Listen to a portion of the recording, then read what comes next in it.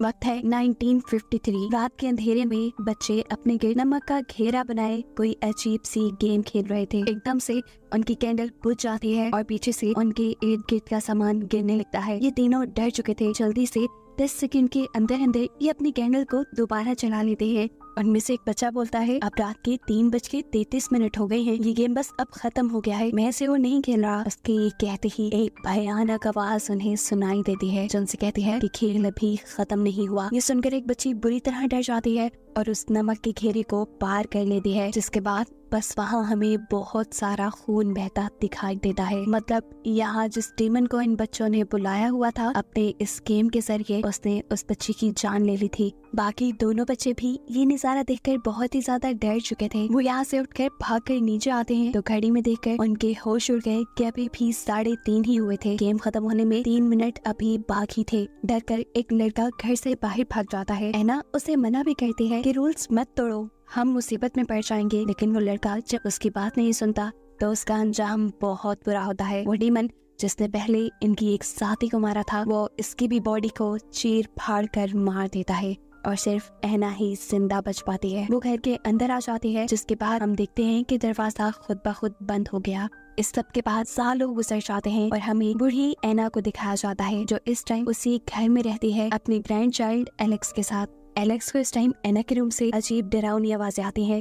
जब वो चेक करने गई तो वहाँ ऐना बहुत ही आराम से बैठी हुई थी। एलेक्स जब वहाँ से जाने लगती है तब ऐना उसे कहती है, क्या तुम मुझे मेरा मिरर ला के दे सकती हो? वो एटिक में है, बचपन से मैंने उसे देखा नहीं। एलेक्स को ये बात थोड़ी अजीब तो लगी, लेकिन खैर अब वो अपनी ग्रैंड माँ का मिरर लेने के लिए एटिक में चली गई, जहाँ जाते ही उसे किसी इंसान ने डरा दिया। वो इंसान सफेद चादर ओढ़े खड़ा था और उसने जाते ही उसके सर से वो चादर उतार ली और देखने को मिला कि वो तो एक सिर्फ स्टैचू था। अब एटिक में आकर वो एक संदूक को खोलती है जिसके अंदर से उसे काफी सारी चीजें मिली, एक बंदूक, उसकी कुछ गोलियां, एक अजीब सा रस्सियों से बंधा बॉक्स और आखिर में वो मिरर भी। अभी वो मिरर को चेक ही कर रही थी कि एकदम से उसके पास आकर कोई खड़ा हो गया। ये कोई और नहीं बल्कि उसका दोस्त था, जिसके आने के बारे में एलेक्स पहले से ही जानती थी, लेकिन वो अपने इस काम में इतना खो चुकी थी कि उसे इसके आने का पता ही नहीं चला। जिसके बाद अब ये दोनों मिलकर इन सारी चीजों को देखने लग जाते हैं। माइल्स का ध्यान जाता है उस रस्सी से बंधे हुए बॉक्स के ऊपर, जिसे वो खोल लेता है। इसे खोलने पे इसके अंदर काफी अजीबो गरीब चीजें थी, जैसे कुछ कैंडल्स, एक कागज जिसके ऊपर बहुत से लोगों के नाम और उनके खून के कतरे लगे हुए थे और इन सब नामों में ऐना का नाम भी लिखा हुआ था। ये देखकर एलेक्स को थोड़ा अजीब लगा। यहाँ पर कुछ फोटोज भी थी। ये जिनकी फोटो थी, फोटो के पीछे उनके नाम लिखे हुए थे और साथ में वो चीजें भी लिखी हुई थी कि जिन चीजों से इन लोगों को डर लगता है। अभी वो ये सब चेक ही कर रहे थे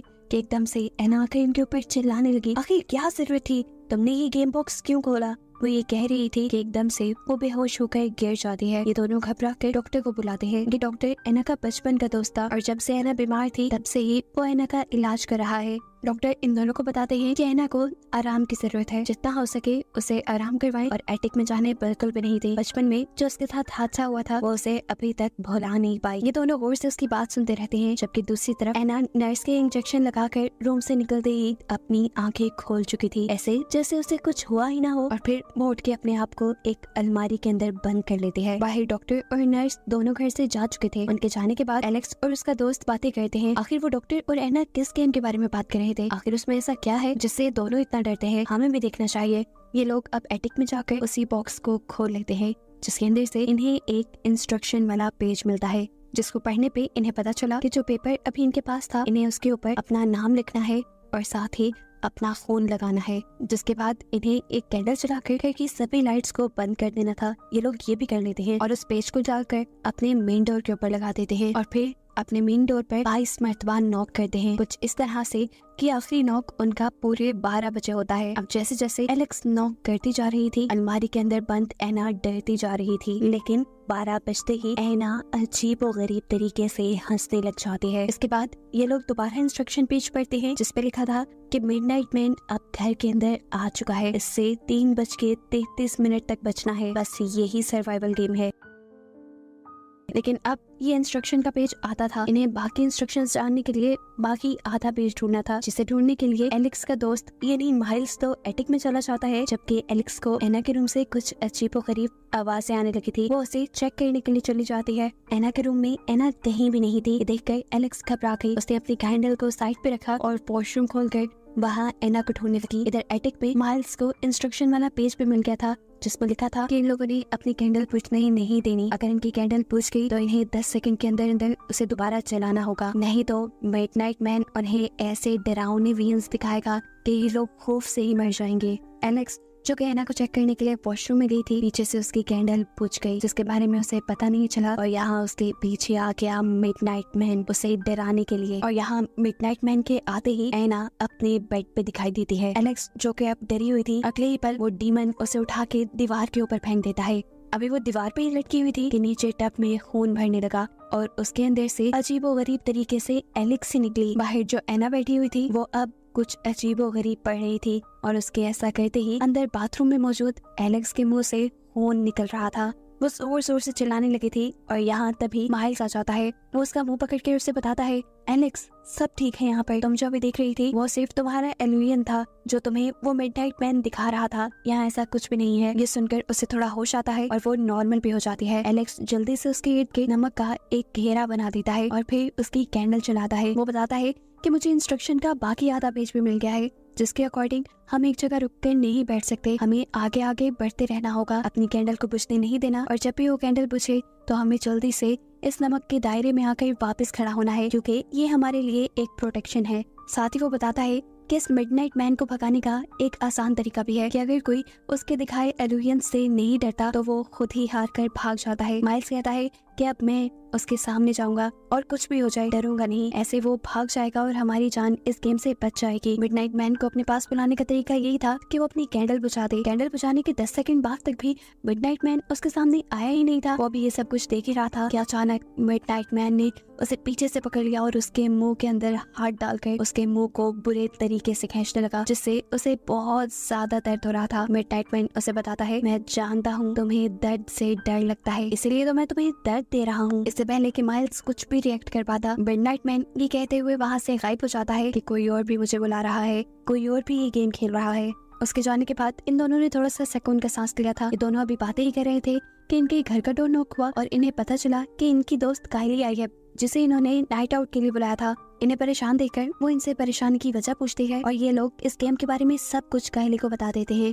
कायली को भी ये गेम इंटरेस्टिंग लगी, वो भी कहती है कि अब मैं भी इस गेम में हिस्सा लूंगी। ये लोग उसे मना करते रह गए लेकिन कायली मना नहीं हुई और उसने गेट पे लगे हुए पेपर के ऊपर अपना नाम लिखकर अपना ब्लड भी उस पेपर पे लगा दिया।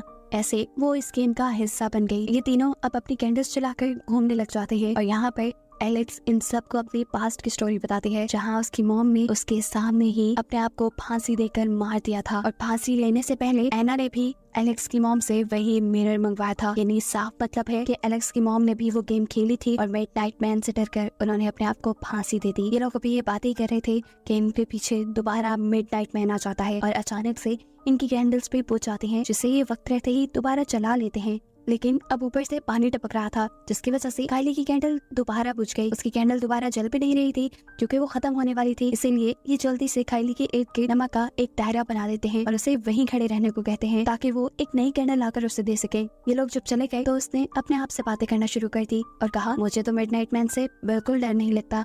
वो अभी ये कह ही रही थी कि मिडनाइट मैन दोबारा उसके सामने आ गया। वहाँ रखे हुए एक पानी के टैंक पे उसने छोटा सा सुराख कर दिया जो आहिस्ता आहिस्ता उसके नमक के दायरे तक आ रहा था। ये नमक के दायरे को तोड़ सकता था, खुद वो इसमें से निकल भी नहीं सकती थी। इसके लिए वो अपने पास पड़ा हुआ है एक गमला उठाकर उसकी सारी मिट्टी उस दायरे के आगे गिरा देती है जिससे पानी रुक जाता है। लेकिन मिडनाइट मैन अब गुस्से में आ चुका था। वो उस पूरे के पूरे पानी के ड्रम को उठाकर फेंक देता है। ऐसा करते ही उसका नमक का दायरा बिल्कुल टूट चुका था और अब मिडनाइट मैन उसके ऊपर हावी हो सकता था। उसने अपने चेहरे को एक रैबिट में बदल लिया था जो कि बचपन में कायली ने एक रैबिट को मारा था। देखते ही देखते फिर मिडनाइट मैन उसे बुरी तरह पोसेस कर लेता है और एक चाकू से देकर उसका गला कटवा देता है। एकदम से वो वियन से बाहर आ गई और उसने देखा कि वो जिंदा थी। दूसरी तरफ हमें दिखाया जाता है कि घर में अब वो डॉक्टर भी आ चुके थे जिससे ये लोग पहले मिल चुके थे। वो आते ही इसके मेन डोर पर लगे हुए गेम वाले पेज को देख लेते हैं और इनसे कहते हैं कि तुम्हें ये गेम नहीं खेलनी चाहिए थी। ऐसा लग रहा था कि जैसे उन्हें इस गेम के बारे में पहले से ही सब पता हो। हाँ, ये बात सच भी थी। जब बचपन में यानी 1953 में एना ने ये गेम खेली थी तब डॉक्टर उसी रूम में मौजूद थे। डॉक्टर ने इस गेम में हिस्सा नहीं लिया था क्योंकि वो डरते भी थे और एना ने उन्हें ये कहते हुए भी मना कर दिया था कि वो बहुत छोटा है। वो कहते हैं कि उस रात सभी मर गए, बस एना जिंदा बची। सिर्फ यही नहीं, सबसे शॉकिंग बात वो इनको ये भी बताती है कि उस दिन के बाद से एना अब मिडनाइट मैन के लिए काम करती है। वो उसको इंसान सप्लाई करने का काम देती है। वो इंसान देती है जिनके साथ मिडनाइट मैन खेल सके और उनकी जान ले सके। मिडनाइट मैन को हारना बिल्कुल नहीं पसंद, इसलिए अगर कोई जीतने लगे तो वो उसके साथ चीटिंग कर लेता है। सीन कट होकर हमें दोबारा काइनी को दिखाया जाता है जो अपने बचपन वाले कमरे में थी। उसके सामने वही खरगोश मरा हुआ पड़ा था जिसे उसने खुद मारा था। वो इस खरगोश को उठा लेती है और फौरन ही उसके सामने मिडनाइट मैन आ जाता है जो उसे कहता है बस तुम्हारा खेल खत्म हुआ। ये कहते ही अब हमें काइनी को मरा हुआ दिखाया जाता है, इस कमरे में नहीं बल्कि उसी जगह पर जहाँ उसने अपने आप को पहले चाकू मारा था। बाकी सब लोग जब इस जगह पहुँचते हैं तो ये लोग अब बुरी तरह घबरा गए थे। डॉक्टर इन दोनों से कहता है हमें एटिक में जाकर फौरन इस गेम को रोकना होगा, नहीं तो सबके सब मारे जाएंगे। ये लोग जल्दी से नमक का एक सर्कल बनाकर उसके अंदर खड़े हो जाते हैं और इतनी ही देर में यहाँ पर एना आ जाती है जिससे रोते हुई एलेक्स सवाल करती है कि आखिर आपने मेरी मॉम को क्यों मारा था? आपने उन्हें एटिक में शीशा लेने क्यों भेजा था? उन्हें क्यों फंसाया था? उनका क्या कसूर था? आखिर इन सारी बातों का एना इतना सा जवाब देती है कि वो बस गेम हार गई थी। यहाँ एना देखती है कि उसका दोस्त डॉक्टर उस नमक के सर्कल के अंदर नहीं खड़ा हुआ था। एना उससे कहती है तुम सर्कल के अंदर चले जाओ नहीं तो मारे जाओगे। डॉक्टर जवाब देता है कि मैं जब गेम का हिस्सा ही नहीं तो मारा कैसे जाऊंगा। यहाँ पर एना का खूनख्वार रूप हमें देखने को मिलता है। एना उससे कहती है डीमन नहीं तो मैं ही तुम्हें मार डालूंगी। ये कहते ही उसने बुरी तरह अपने ही दोस्त पे हमला कर दिया और बार बार अपने हाथों में छुपाया हुआ चाकू उसके सीने में स्टैब करते हुए उसे मार डाला। इधर हम देखते हैं कि एलेक्स ने भी वो गन उठा ली थी जो यहाँ करीब एक बॉक्स में रखी हुई थी। वो एना को अपने से करीब आने से रोकती है और जब एना नहीं रुकती तो एलेक्स उसके ऊपर गोली चला देती है और ऐसे ना चाहते हुए भी एलेक्स के हाथों उसकी ग्रैंडमा एना मारी जाती है। एना के मरते ही यहाँ मिडनाइट मैन आ जाता है जिसे देखकर ये दोनों कहते हैं तुम हमें नहीं मार सकते क्योंकि हम यहाँ नमक के सर्कल के अंदर हैं। ये लोग नमक के सर्कल के अंदर 4 बजे तक बैठे रहे और जैसे ही इन्हें लगा कि अब बस खतरा खत्म हो गया है तो सबसे पहले माइल्स इस सर्कल से बाहर निकल के आता है और डॉक्टर को चेक करता है क्या वो जिंदा है, लेकिन उसने तो इन लोगों के लिए अपनी जान दे दी थी। एकदम से माइल्स की नजर उसकी घड़ी पे पड़ती है जहाँ भी 3:30 बज रही थी। मतलब एक और मर्तबा इस मिडनाइट मैन ने इन सब के साथ चीटिंग कर दी थी। 4 बजने के बावजूद भी उसने सारी घड़ियों में टाइम 3:30 का बचा दिया और ये गेम तो 3:33 पे ओवर होती है। ऐसे माइल्स जो अभी भी सर्कल के बाहर खड़ा हुआ था, मिडनाइट मैन जल्दी से आकर उसको सर से पकड़ के अपना बड़ा सा नाखूनों वाला हाथ उसके मुंह के अंदर स्टैब कर करके उसे मार डालता है और आखिर में बस एलेक्स बचती है। जिसके साथ क्या हुआ ये नहीं दिखाया गया। मूवी के ट्रेडिशन के मुताबिक तो अब मिडनाइट मैन एलेक्स को एना की तरह इस्तेमाल करेगा जो उसे इंसान ला कर देगी खेलने के लिए, लेकिन कुछ भी ऐसा दिखाए बगैर कहानी यहीं पे खत्म हो जाती है।